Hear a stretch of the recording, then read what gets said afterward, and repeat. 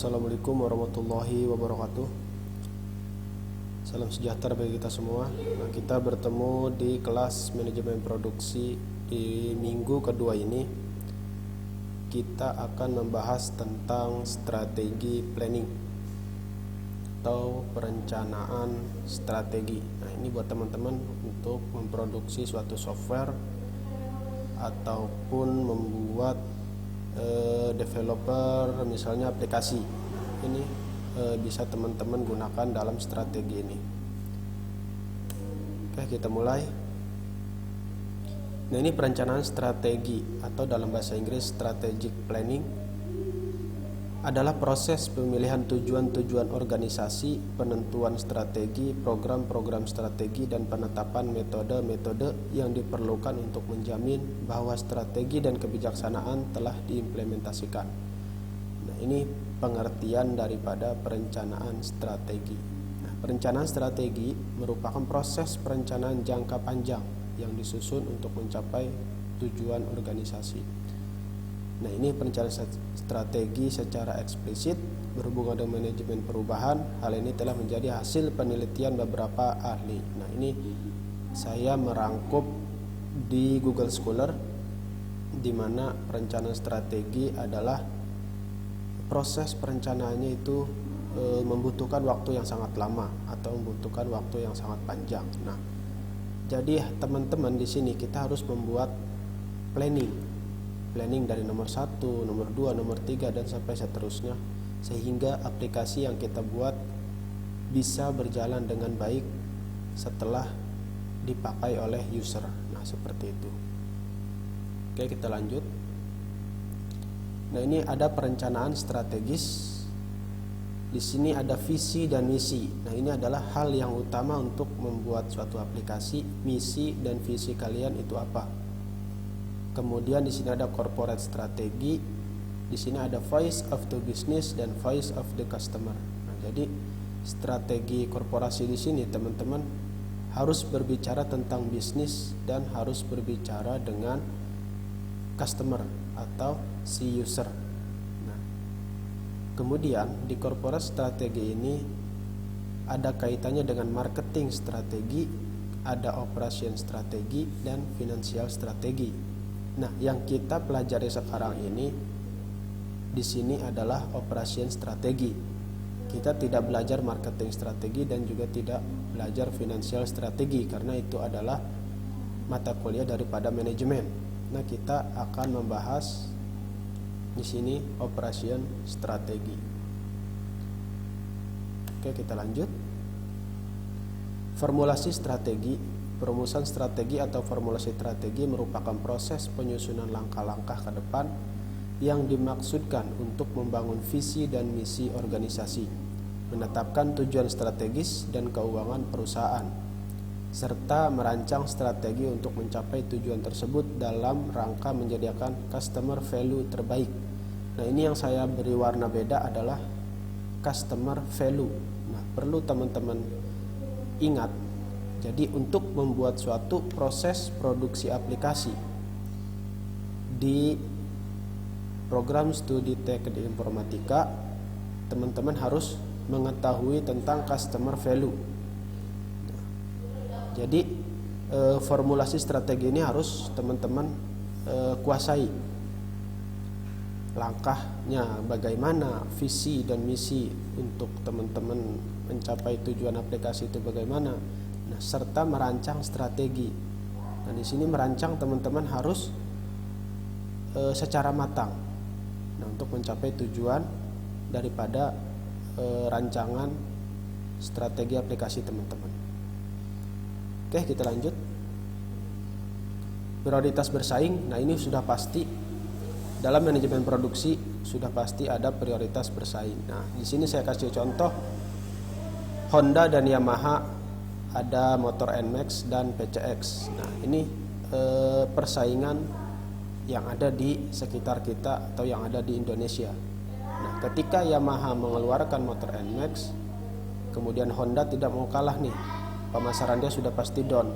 Nah, jadi si Honda ini memproduksi motor PCX. Oke, ini prioritas bersaing. Salah satu prioritas persaingan adalah berkaitan dengan waktu, yang berarti berkaitan pula dengan lead time. Nah, ini jangka waktu antara pesanan pelanggan dan pengiriman produk akhir. Nah, contohnya pada Shopee atau Tokopedia, Bukalapak, Lazada dan yang lainnya, e-commerce yang ada di Indonesia. Nah, ini jangka waktu antara pesanan pelanggan dan pengiriman produk akhir, sehingga produk itu bisa diterima dengan baik oleh si pembeli. Nah, ini adalah salah satu persaingan. Kemudian prioritas persaingan tidak terlepas dari strategi kompetitif perusahaan. Dan yang poin yang ketiga, strategi operasi yang berlandaskan pada konsumen menggambarkan tujuan jangka panjang perusahaan. Nah, poin yang terakhir di sini, hal ini juga memerlukan dukungan dan kerjasama bagian operasi dan pemasaran untuk dapat mengikuti keinginan segmen pasarnya dan menerjemahkan keinginan tersebut sesuai kemampuan perusahaan. Nah, misalnya di sini kita tidak kerjasama antara bagian produksi, bagian pemasaran, bagian finance maupun bagian marketing, manajemen lainnya. Nah, itu tidak akan persaingannya tidak akan ketat. Kita akan kalah oleh perusahaan-perusahaan lain. Kita akan kalah oleh perusahaan yang lainnya ataupun teman kita. Nah, teman sebaya kita, misalnya kita akan membuat aplikasi. Misalnya saya akan membuat aplikasi akademik. Nah, si A membuat aplikasi akademik dan si B akan membuat aplikasi koperasi contohnya. Nah, itu adalah persaingan.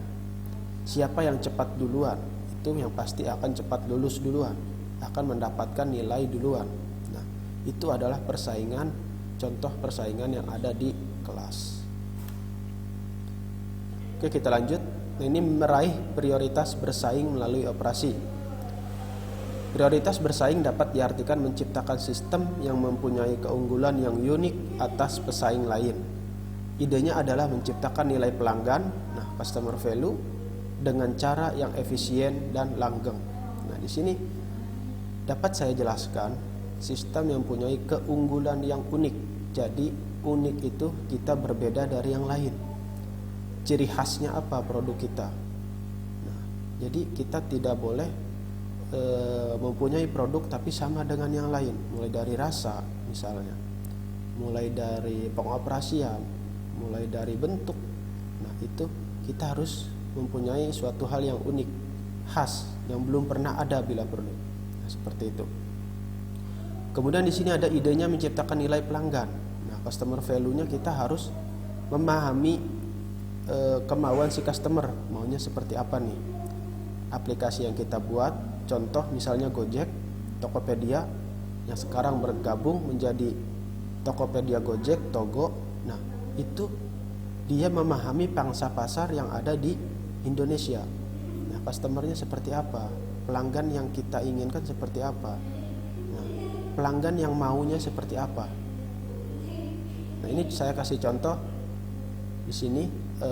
Misalnya si A suka sama cewek ini, misalnya aku terus nongkrong kuede. Kemudian ini si B yang merebut si cewek ini. Nah, kita akan kalah saingan jika kita tidak cepat. Nah, jadi kita harus memahami cepat. Kita harus mempunyai keunggulan yang unik.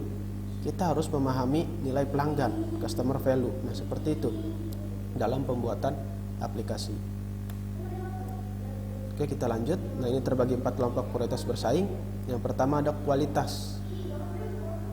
Yang pertama ada cost atau biaya. Yang kedua ada kualitas. Yang ketiga ada waktu. Yang keempat ada flexibility atau fleksibilitas.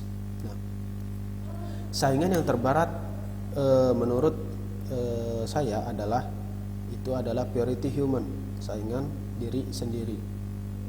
Nah, yang di sini biaya sekitar 50%. Kualitas di sini harus 100%.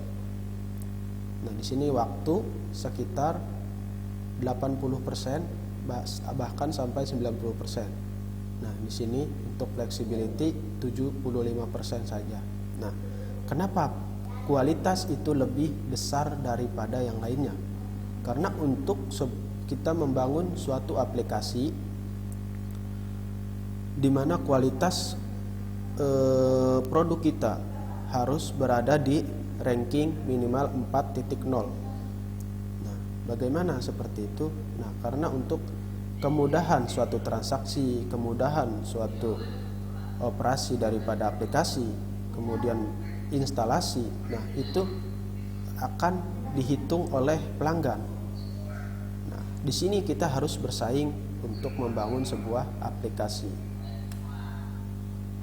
Oke, di sini kita lanjut. Peran operasi dalam strategi korporasi. Elemen-elemen yang menjadi dasar dalam strategi operasi perusahaan yang tercakup di dalamnya antara lain pembuatan visi dan misi, strategi, tujuan strategis, standar atau indikator keberhasilan, target, program kerja, action plan, bahkan pemakaian berbagai sumber daya perusahaan. Nah, ini sampai sini peran operasi dalam strategi korporasi. Nah, ini tujuan strategis bisa teman-teman singkat menjadi SMART atau pintar dalam bahasa Indonesia. Nah, hasil akhir yang diharapkan dapat diraih atau dicapai oleh individu, kelompok atau seluruh organisasi. Nah, di sini SMART yang pertama S spesifik, yang M measurable dapat diukur, yang A achievable, yang R result oriented, yang T time bound. Nah, di sini teman-teman harus ingat untuk tujuan strategis daripada operasional maupun produk. Oke, kita lanjut. Keputusan strategi dalam operasi.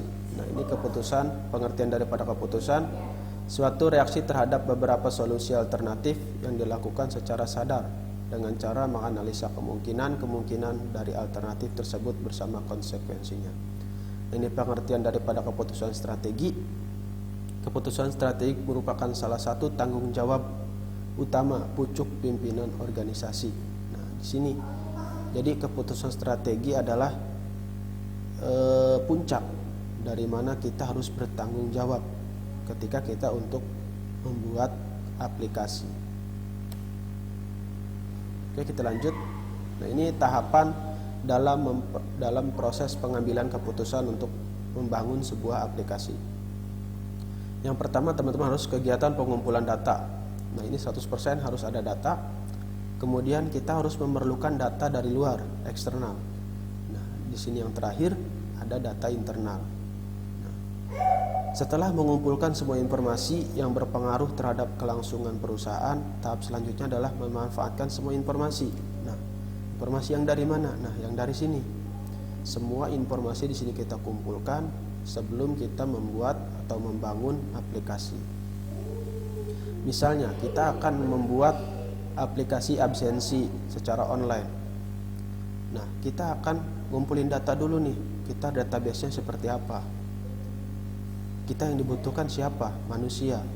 Manusia yang di dalamnya siapa? Ada mahasiswa, ada dosen di situ. Nah, kemudian ada apa lagi di database? Ada mata kuliah, ada jam mata kuliah, jadwal mata kuliah.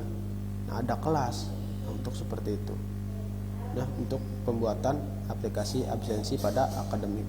Nah, data eksternalnya seperti apa? Nah, kita harus mengambil masukan-masukan daripada seluruh mahasiswa atau bahkan setengah daripada mahasiswa yang aktif di kampus tersebut.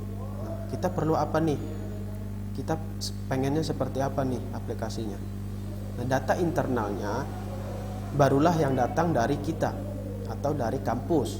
Contohnya, si kepala kampus ingin tampilannya begini, kita punya desainnya begini. Nah, itu data-data tersebut harus kita kumpulkan dalam bentuk catatan-catatan kecil. Itu pun kita harus kumpulkan. Oke, kita lanjut.